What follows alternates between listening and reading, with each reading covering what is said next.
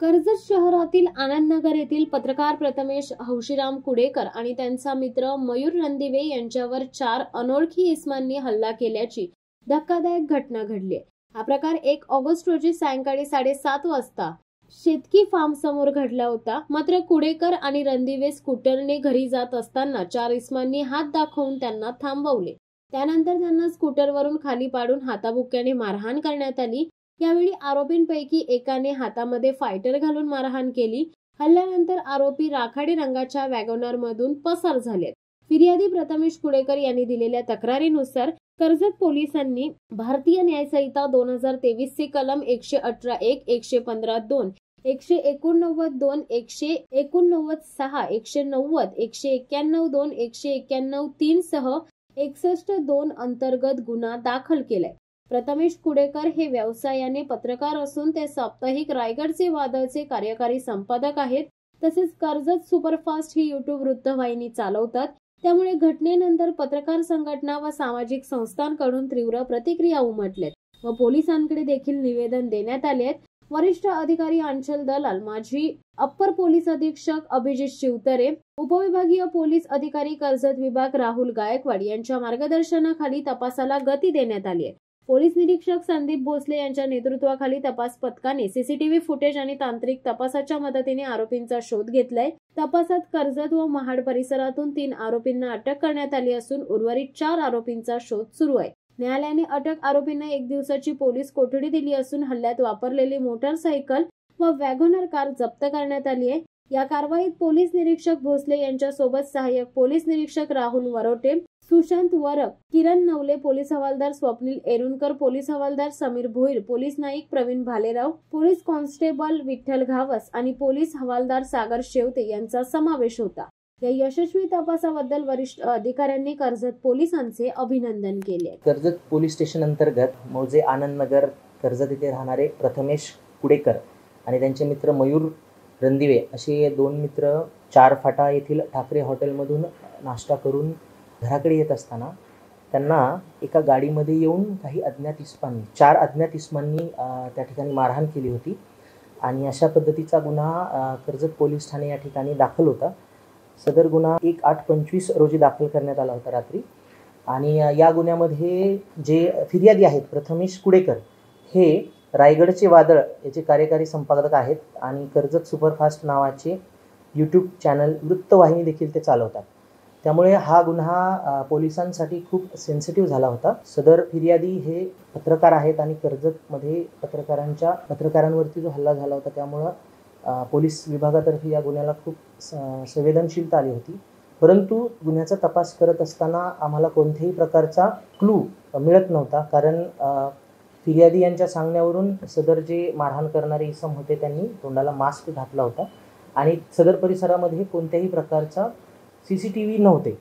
परंतु पोलिसांनी आणि खास करून माननीय आमच्या पोलीस अधीक्षक मॅडम आहेत, माननीय अंचल दलाल मॅडम यांच्या मार्गदर्शनाखाली आणि अप्पर पोलीस अधीक्षक माननीय अभिजित शिवतरे सर यांच्या मार्गदर्शनाखाली कर्जत पोलीस स्टेशनची जी DB टीम आहे त्यांनी मागच्या जवळपास 8 दिवस परिसरातील सर्व CCTV ढुंडाळून पाहिले आणि त्यानंतर टेक्निकल असिस्टंटच्या आधारे हा गुन्हा आपण डिटेक्ट केलेला आहे आणि त्यामध्ये सध्या एकूण 3 आरोपी आम्ही अटक केलेले आहेत आणि या व्यतिरिक्त 4 आरोपी जे पाहिजे असलेले आरोपी आहेत त्यांचा आम्ही शोध घेत आहोत आणि लवकरात लवकर या गुन्ह्यामध्ये आम्ही त्यांना अटक करत आहोत।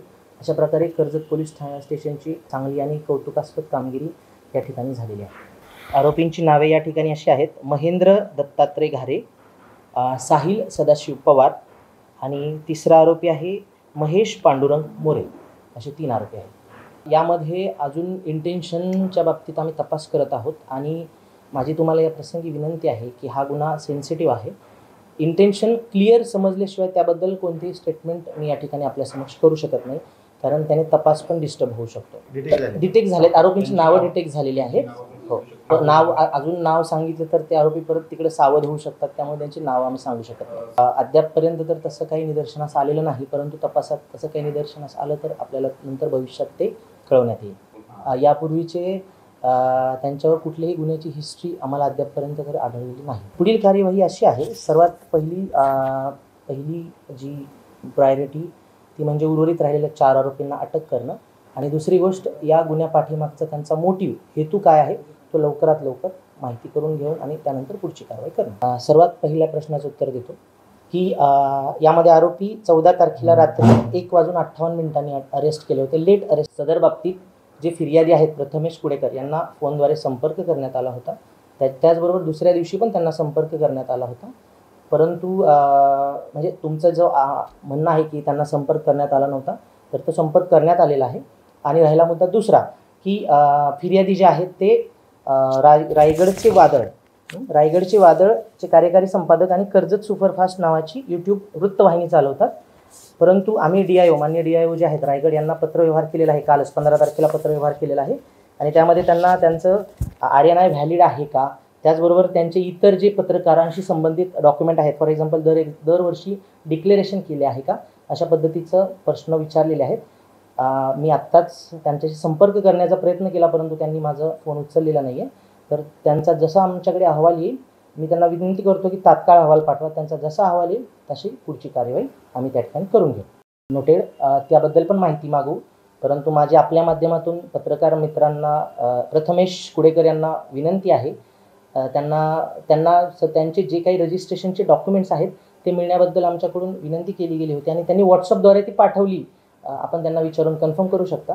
ते व्हॉट्सअपद्वारे त्यांनी पाठवली. त्यांनी जेवढे पण डॉक्युमेंट्स पाठवले ते आम्ही जोडून मान्य DIO यांना त्याच्याबद्दल पत्रव्यवहार केलेला आहे. त्यांच्याकडे अजून पण काही डॉक्युमेंट्स असतील रजिस्ट्रेशनबद्दलचे तर तेही आमच्यासोबत त्यांनी कृपया शेअर करावे. आम्ही त्याच्यावर निश्चित कार्यवाही करू आणि तात्काळ कार्यवाही करू, कारण याची गंभीरता आणि सेन्सिटिव्हिटी आम्हालाही खूप जास्त आहे. मुळात आरोपीचा जामीन हा मान्य न्यायालयाचा विषय आहे. मी आपल्याला सांगतो की आम्ही त्याच्यामध्ये अटकेची कारणं आणि मागितलेला PCR याचे रिपोर्ट्स आहेत. आम्ही दोन्ही वेळेस PCR मागितला होता. हा मान्य न्यायालयाच्या अखत्यारीतला येणारा विषय आहे, त्यामुळे त्याच्याबद्दल मी या ठिकाणी भाष्य करू शकत नाही. असं म्हणता येणार नाही. आता मुळात यांचं पत्रकारितेचं रजिस्ट्रेशन आणि हे डॉक्युमेंट्सच आमच्यासमोर लेट आल्यामुळं आणि ते तुम्ही त्यांच्याकडून खात्री करू शकता फिर्यादीकडून की त्यांनी ते नक्की कधी पाठवले, त्यामुळे ते डॉक्युमेंट्स लेट आल्यामुळं हे सर्व झालेलं आहे. परंतु आम्ही तसं काही असेल तर त्याच्यावर त्यांचे रिपोर्ट्स जसा येईल तसं त्यानंतर पुढे जाऊन कायदेशीर कार्यवाही करू. याच्यामध्ये जर आवश्यकता पडली तर त्याचा IO नंतर मीच असणार आहे. जर आवश्यकता असेल, तपासामध्ये आवश्यकता असेल तर मी निश्चित विचार करेन. शिवसत्ता टाइम्ससाठी संदेश साळुंके, नेरळ. दे धडक बेधडक वृत्त देणाऱ्या आपल्या शिवसत्ता टाइम्स न्यूज चॅनलला लाल बटन दाबून सबस्क्राईब करा आणि बेल आयकॉनला क्लिक करायला विसरू नका.